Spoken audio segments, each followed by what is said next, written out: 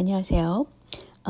제가 좀 버벅거리는 이유가 요새 들어서 그거는 세계 정세에 대해서 좀 얘기를 하다가 보니까 제가 좀 과도한 정보를 알고 있기 때문에 그 결과가 별로 안 좋을까 봐 제가 굉장히 망설이는 부분이 좀 있거든요.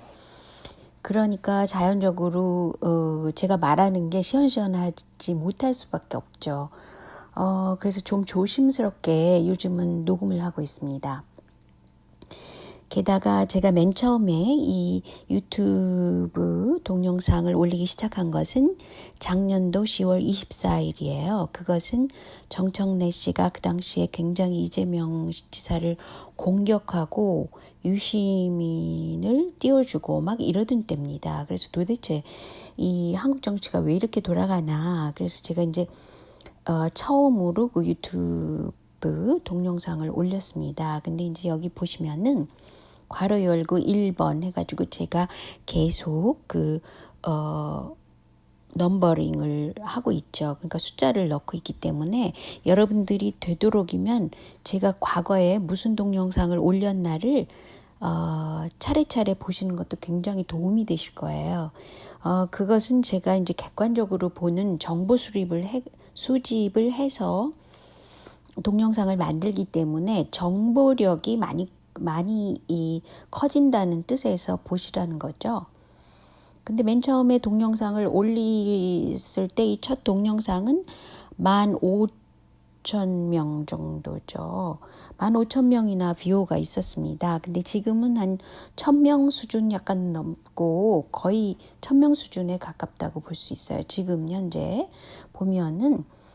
근데 그 이유는 그동안에 굉장히 여러 가지 일이 있었죠. 뭐 제가 그러니까 세작이라는 말을 써가면서 그 진짜 이재명 지사를 지지하는 사람들이 아닌 사람들을 제가 페이스북에서 많이 보고 그 사람들에 대한 그 본래 얼굴이 어떻다라는 걸 제가 그냥 공개를 해버렸기 때문에 그것에 대해서 굉장히 말이 많았고, 중요한 것은 작년 10월 24일 날 첫 올렸는데 11월 달에 벌써 제가 그 이재명 그 지지하는 가장 그 코어 그룹의 하나다 뭐 이래가지고 저를 막 그 SNS에서 막 공격하는 글들이 막 나타나고 그랬습니다.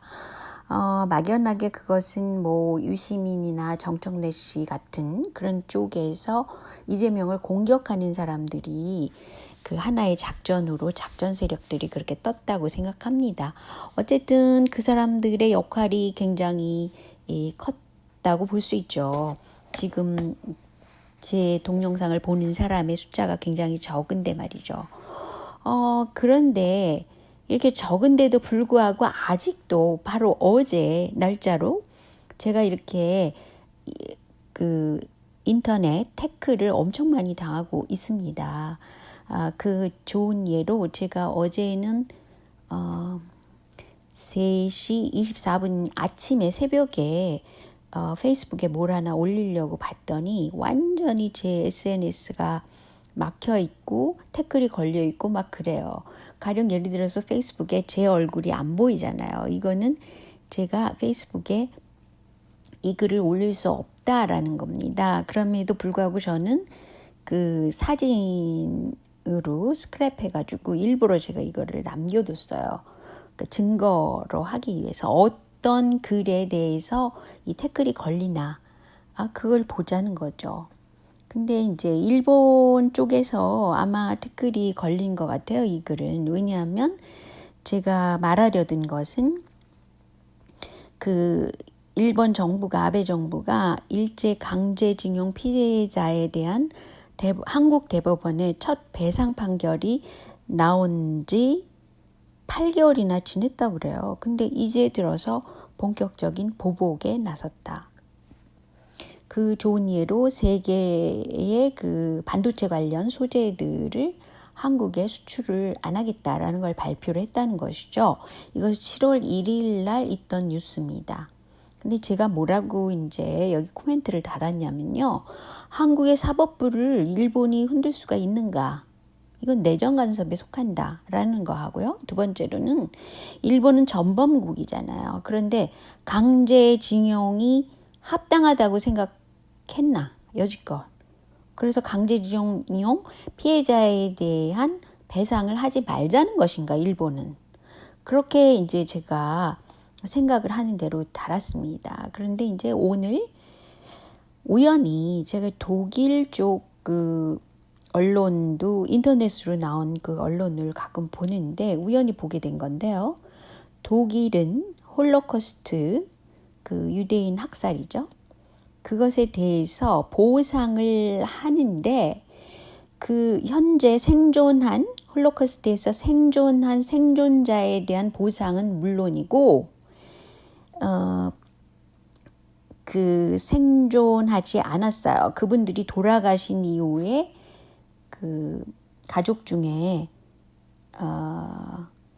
그 부인 되시는 분 또는 남편 되시는 분, 스파우스가 그런 뜻이거든요. 그런 분들 배우자에 대한 보상도 하겠다라는 걸 결론 냈다는 거예요. 독일에서.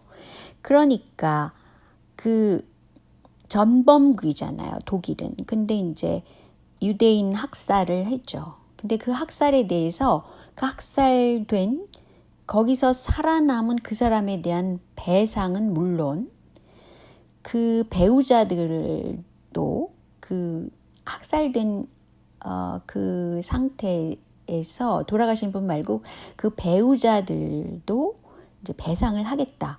이런 걸 발표를 했다는 겁니다. 이것은 굉장히 일본도 똑같이 전범국인데 어떻게 일제 강제징용 당한 이 피해자에 대한 배상을 한국에서는 요구할 수 있죠. 당연히. 그 피해자들을 위한 배상이니까요. 그런데 이거는 인권 문제를 보더라도 당연한 거 아닌가요? 그래서 제가 왜 올렸는데 이것에 대해서 태클을 거는 것인지 그리고 이런 태클은 일본 쪽에서 충분히 올 수 있는 거죠. 왜냐하면 그 바다 속에 그 깔린 그 여러 가지 그 뭐라 그러나요? 그런 연결선이 있다고 그러잖아요. 전 세계적으로 일본도 그렇고 호주 쪽 그렇고 뭐 그렇다 그러는데 중국에서도 이걸 깠는데 이것에 대해서 이제 문제가 됐다고 그랬죠. 근데 어쨌든 그걸 말하려는 것은 아니고 이렇게 독일은 그 배상 범위를 계속 넓혀가고 있는데 일본은 되도록이면 이걸 안 준 쪽으로 하는데 그냥 안 준다 그러면 될 것이지 이것을 어떻게 수출 규제까지 해가지고 이것에 대해서 대응을 하는지 조금 너무 지나치다고 봅니다. 근데 일본의 참의원 선거에서는 지금 그 아베 쪽 그 정당이 이길 거라고 그러는 게 이미 나왔고 그런 뉴스가 나왔더라고요. 그런데 제 생각에는 북한하고 일본의 아베가 협상을 해야 되잖아요. 강제징용 피해자 전후 그 배상금 이런 거에 대해서 얘기를 또 해야 되니까 일부러 일본 정부가 강하게 지금 대응을 한 것이 아닌가. 그러니까 북한과 일본이 서로 만나서 배상 문제를 얘기를 하기 전에 한국에다가 본보기를 보여준 것이 아닌가라고 생각이 되더라고요. 그런데 이제 제가 오늘 특별히 얘기를 하려는 거는 미국 민주당의 본 모습에 대해서 자꾸 얘기를 하는 겁니다. 왜냐하면 친중파예요. 미국 민주당이. 그래서 가장 유력한 대선 후보였던 조 바이든.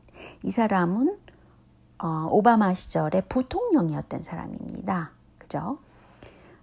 그런데 이 사람이 뭐라 그랬냐면 중국은 우리 경쟁 상대가 아니야.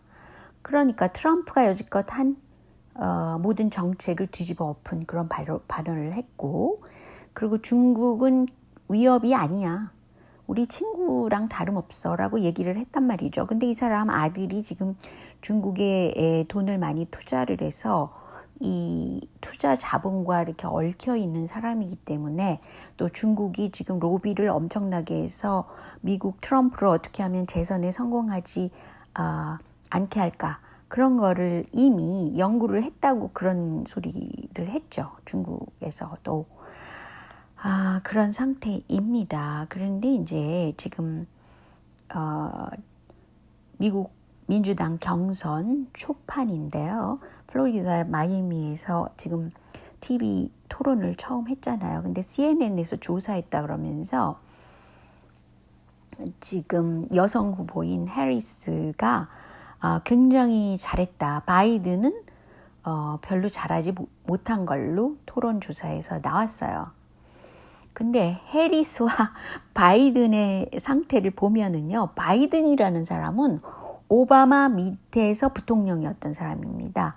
당연히 오바마가 흑인 지지층을 모아서 그 선거에 당선됐으니까 부통령이던 바이든은 인종차별주의자가 될 수 없죠. 흑인표를 많이 얻었고 아직도 흑인 지지자층은 바이든을 더 지지한다고 그래요. 해리스보다.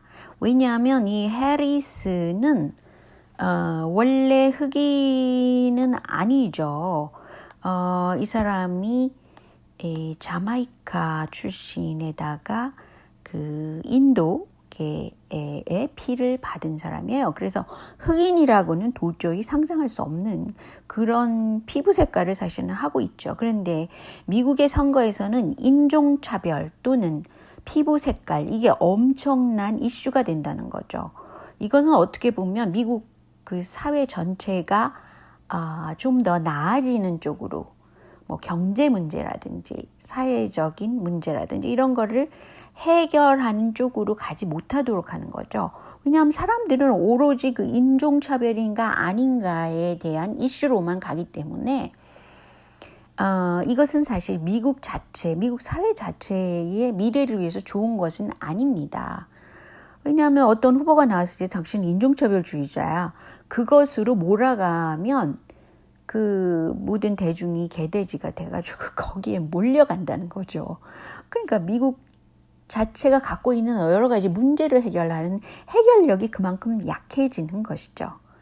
그런데 여기서 제가 말하려는 것은 그 바이든이 패배를 하게 되면 어떻게 되느냐. 이제 여성 후보가인 해리스가 그 민주당 후보가 되거나 이 경우는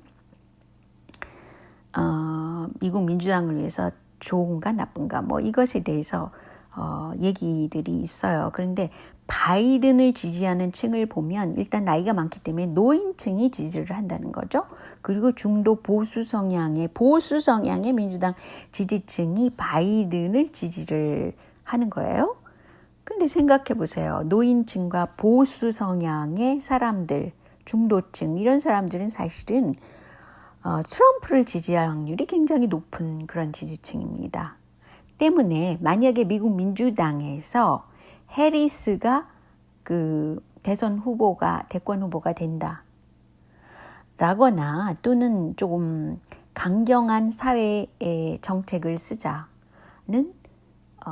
그런 가장 중요한 것은 그 멕시코랑 국경지대에 벽을 쌓겠느냐 말겠느냐 뭐 이민자들한테 그 의료 혜택을 주겠다 말겠다 이런 것이 가장 큰 이슈가 되는 거란 말이죠. 그런데 이 지금 경선 후보 미국 민주당 경선 후보에서 모든 후보자들이 그 불체자죠.